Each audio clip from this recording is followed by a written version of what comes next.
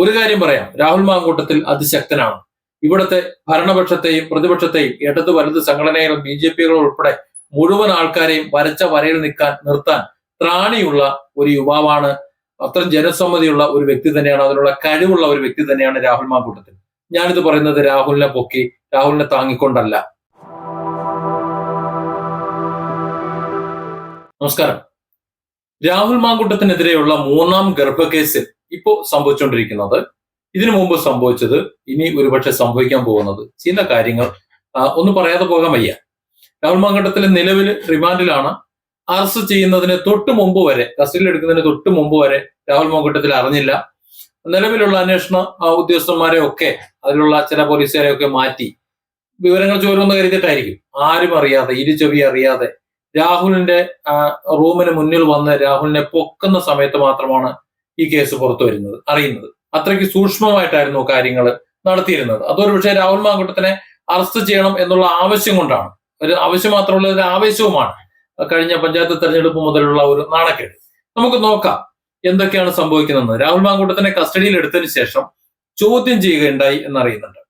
ആ ചോദ്യം ചെയ്യലിൽ രാഹുൽ മാങ്കൂട്ടത്തിൽ കട്ടയ്ക്ക് മറുപടി പറഞ്ഞു. അതായത് തന്നെ ഒരു ചുക്കും ചെയ്യാൻ പറ്റില്ല, തനിക്കെതിരെ നിങ്ങൾ എടുക്കുന്ന കള്ളക്കേസുകൾ എടുത്തു കഴിഞ്ഞാൽ കള്ളക്കേസുകൾ എടുക്കുന്ന ആൾക്കാർ സമാധാനം പറയേണ്ടി വരും, നിയമപരമായി താൻ നേരിടും, നിയമം ആരുടെയും ഒരു സ്വത്ത് മാത്രമല്ല, തനിക്കും ഒരുപാട് കാര്യങ്ങൾ പറയാനുണ്ട്, തനിക്കെതിരെ ഡിജിറ്റൽ തെളിവുകൾ ഉണ്ടെന്ന് പറയുന്നുണ്ട്, നിങ്ങളിപ്പോ പറയുന്നത് മനസ്സിലായി, പക്ഷെ അതിലേറെ തെളിവുകൾ എനിക്ക് നിരത്താനുണ്ട്, എന്റെ തെളിവുകളെല്ലാം ശക്തമായ തെളിവുകൾ, എനിക്ക് രക്ഷപ്പെടാനും സത്യസന്ധമായ കാര്യങ്ങൾ കുറെ ഉണ്ട്, അതൊക്കെ ഞാൻ വളരെ സൂക്ഷിച്ച് ഭദ്രമാക്കി വെച്ചിട്ടുണ്ട്, നിങ്ങൾക്ക് എന്നെ ഒന്നും ചെയ്യാൻ കഴിയില്ല എന്ന് അന്വേഷണ ഉദ്യോഗസ്ഥരോട് പറഞ്ഞു എന്നാണ് പറയുന്നത്. അതായത് ചോദ്യം ചെയ്യുന്ന ആൾക്കാരോട്. രാഹുൽ മാങ്കൂട്ടത്തിനെ താലോലിച്ച് എന്താ പറയാ, പാലും പഞ്ചസാരയും കൊടുത്തോണ്ട് ഇരുത്താൻ വേണ്ടിയിട്ടല്ലല്ലോ കൊണ്ടുപോയത്. അപ്പോൾ സ്വാഭാവികമായിട്ടും ആ ഉദ്യോഗസ്ഥന്മാർ ആ നിലയിൽ തന്നെ പെരുമാറിയിട്ടുണ്ടാകും. ആ പെരുമാറ്റത്തിന് കൃത്യമായ മറുപടി രാഹുൽ മാങ്കൂട്ടത്തിൽ പറഞ്ഞിട്ടുണ്ടാവും. കാരണം ഇതിനു മുമ്പും രാഹുൽ മാങ്കൂട്ടത്തിൽ അത്തരത്തിലുള്ള സമരരംഗത്ത് പോലും വളരെ ശക്തമായി പെരുമാറിയിട്ടുണ്ട്, തന്റെ അഭിപ്രായം കൃത്യമായി പറഞ്ഞിട്ടുണ്ട്.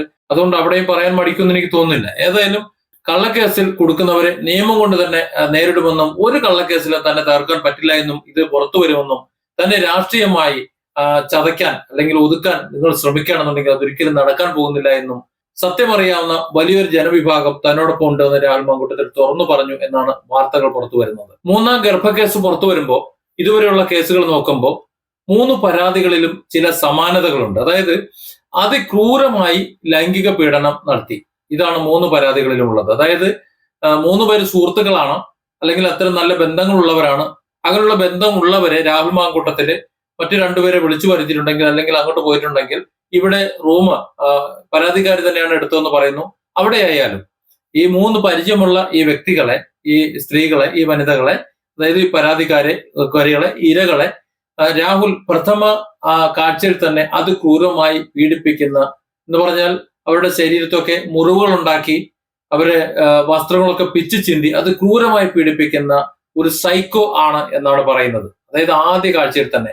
അതിന് തൊട്ടു മുമ്പ് അവർ നല്ല ബന്ധത്തിലാണ്, അതിനുശേഷവും നല്ല ബന്ധത്തിലാണ്. പക്ഷെ ആ സമയത്ത് ഈ രീതിയിൽ സൈക്കോ ആണ് എന്ന് പറയുമ്പോൾ എവിടേക്കോ ചില ദുരൂഹതകളുണ്ട്. അതൊക്കെ തെളിഞ്ഞു വരേണ്ടതുണ്ട്. അത് പക്ഷേ ഇപ്പോഴത്തെ ഈ പോലീസ് അന്വേഷണത്തിൽ തെളിഞ്ഞു വരില്ല. അതൊക്കെ കോടതിയിൽ എത്തുമ്പോൾ മാത്രമേ പറ്റൂ. ഇത് കോടതിയിൽ എത്തുക, ശിക്ഷിക്കുക എന്നുള്ളത് ഇതിന്റെ ഒരു അജണ്ടയിലല്ല. അതിനു മുമ്പ് പരമാവധി നാറ്റിക്കുക, സമൂഹത്തിൽ നിന്ന് നിഷ്കാസനം ചെയ്യുക, രാഹുൽ മാങ്കൂട്ടത്തിനെ ഇല്ലാതാക്കുക എന്നതാണല്ലോ ഇതിന്റെ ഒരു പ്രാഥമിക പാഠം എന്ന് പറയുന്നത്. ഇതിന്റെ ഒരു രാഷ്ട്രീയ വശം. അതുകൊണ്ടാണ് പരാതികളൊക്കെ മുഖ്യമന്ത്രിക്കും പ്രതിപക്ഷ നേതാവിനും കിട്ടുന്നത്. സാധാരണഗതിയിൽ ഇത്തരത്തിലുള്ള പീഡന പരാതികളും മറ്റുമെല്ലാം പോലീസിനാണ് ആദ്യം ലഭിക്കുന്നത്. പക്ഷെ ഇവിടെ പോലീസിന് ആദ്യം ലഭിക്കുന്നില്ല. ഈ കേസിലെ പരാതിക്കാരി വിദേശത്തായിരുന്നുവെന്നും വിദേശത്ത് നിന്ന് നാട്ടിലെത്തി അത്യാവശ്യം നല്ല നിരക്കുള്ള ഒരു ഹോട്ടലിൽ തന്നെ റൂം എടുത്ത് അവിടെ രാഹുൽ മാങ്കൂട്ടത്തിനെ വിളിച്ചു വരുത്തിയാണ് ഈ പീഡനം പറഞ്ഞ് ചെയ്യിച്ചതുപോലെയാണ് കാര്യങ്ങളെന്നാണ് വാർത്തകൾ വരുന്നത്. അതായത് റൂം എടുത്തത് യുവതിയാണ്, അവർ വിദേശത്തായിരുന്നു, വന്നവർ റൂം എടുത്തു, രാഹുൽ മാങ്കൂട്ടത്തിനെ കാത്തിരുന്നു. എന്നാൽ രാഹുൽ മാങ്കൂട്ടം ആകട്ടെ യുവതിയെ കണ്ടപാടെ റൂമിനകത്തിട്ട് വളരെ ശാരീരികമായി മർദ്ദിച്ച് അവശയാക്കി, ശരീരത്തിൽ മുറിവുകൾ ഉണ്ടാക്കി, പീഡിപ്പിച്ച്, പിന്നെ നഗ്ന ദൃശ്യങ്ങളൊക്കെ എടുത്തു എന്ന് പറയുന്നു. ഈ 3 പരാതികളിലും ഇതിൽ ചില സമാനതകളുണ്ട്. അതായത് ഈ പരാതിയുടെ ഫോട്ടോ കോപ്പി എടുത്ത് തിരുത്തൽ വരുത്തുന്നതാണോ എന്ന് പോലും സംശയിക്കപ്പെടേണ്ട സാഹചര്യമുണ്ട്.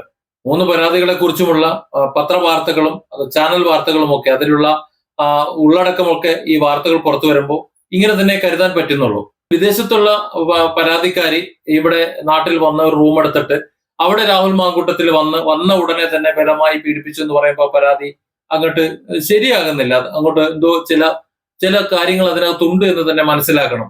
ഇവിടെ പോലീസിന്റെ ഒരു ഭാഷ്യമാണ് ഏറ്റവും രസം. റിമാൻഡ് റിപ്പോർട്ടിൽ പറയുന്നത് രാഹുൽ മാങ്കൂട്ടത്തിൽ അന്വേഷണവുമായി സഹകരിക്കുന്നില്ല, ചോദ്യം ചെയ്യലിന് സഹകരിക്കുന്നില്ല, അതായത് ഒരു തരത്തിലും സഹകരിക്കുന്നില്ല, നിസ്സഹകരിച്ച് നിൽക്കുന്നു എന്നാണ്.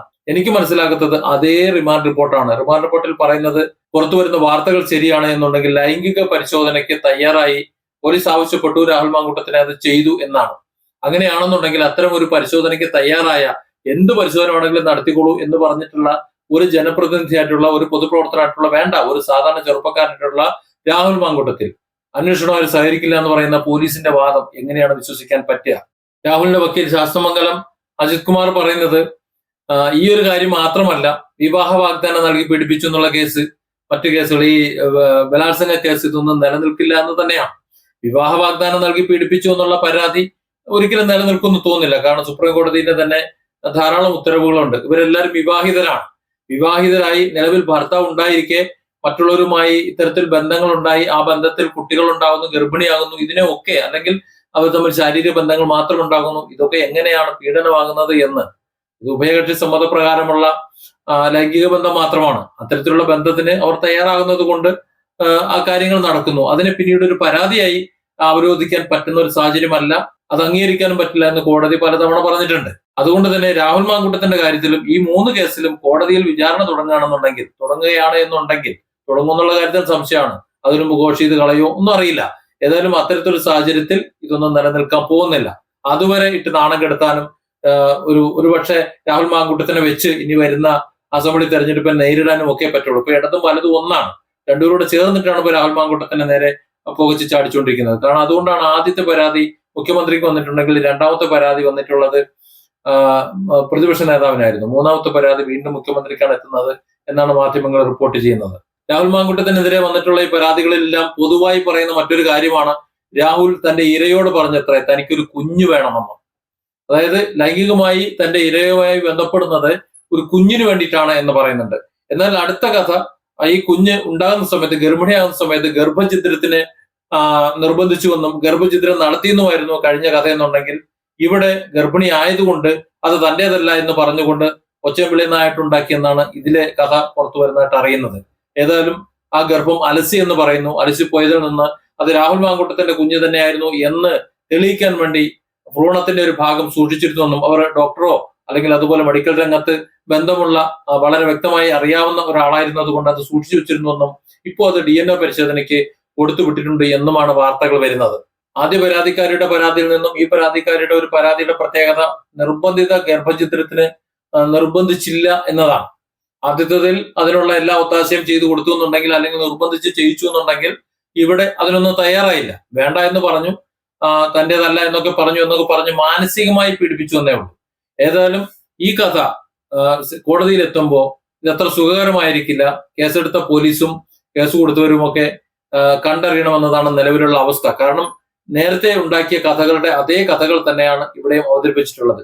പരാതി തയ്യാറാക്കുന്നതിൽ അല്ലെങ്കിൽ അത് അവതരിപ്പിക്കുന്നതിൽ, റിമാൻഡ് റിപ്പോർട്ട് എഴുതുന്നതിലൊക്കെ ഇത്തരത്തിലുള്ള അപകടങ്ങൾ പതിയിരിക്കുന്നുണ്ട് എന്ന് തന്നെയാണ് വിവിധ വാർത്തകൾ, ചാനൽ വാർത്തകളും സോഷ്യൽ മീഡിയയിൽ പറയുന്ന വിശ്വസിക്കാൻ കൊള്ളാവുന്ന വാർത്തകളും ഒക്കെ കേൾക്കുന്നതെന്ന് അതാണ് മനസ്സിലാകുന്നത്.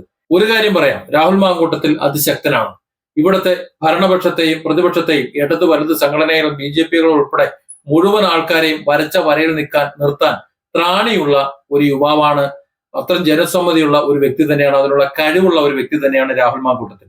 ഞാനിത് പറയുന്നത് രാഹുലിനെ പൊക്കി, രാഹുലിനെ താങ്ങിക്കൊണ്ടല്ല.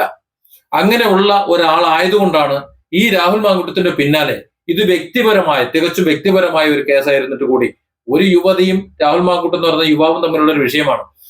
ഇത് അത്തരത്തിലുള്ള ഒരു വിഷയമായിരുന്നിട്ട് കൂടി ഈ കേരളത്തിലെ മുഴുവൻ രാഷ്ട്രീയ പാർട്ടികളും, ഈ ഭരണ സംവിധാനവും ഭരണകൂടവും അതിന്റെ പോലീസ് സംവിധാനവും പ്രതിപക്ഷവും എല്ലാം ഒരുമിച്ച് രാഹുൽ മാങ്കൂട്ടത്തിനെ ആക്രമിക്കുന്നത്, രാഹുൽ മാങ്കൂട്ടത്തിന്റെ പിന്നാലെ പോണത് ഒരു സാധാരണ കേസ് പോലെ, ഒരു പോലീസ് സ്റ്റേഷനിൽ ഒരു കേസ് ഫയൽ ചെയ്ത് അന്വേഷിച്ച് കേസിന്റെ വഴിക്ക് പോയി അങ്ങ് നടത്തിയാൽ പോരെ. അതല്ല ചെയ്യുന്നത്.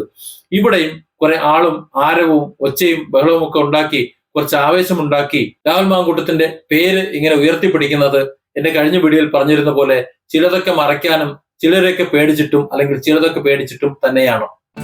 Different angles. Don't forget to subscribe and support this channel.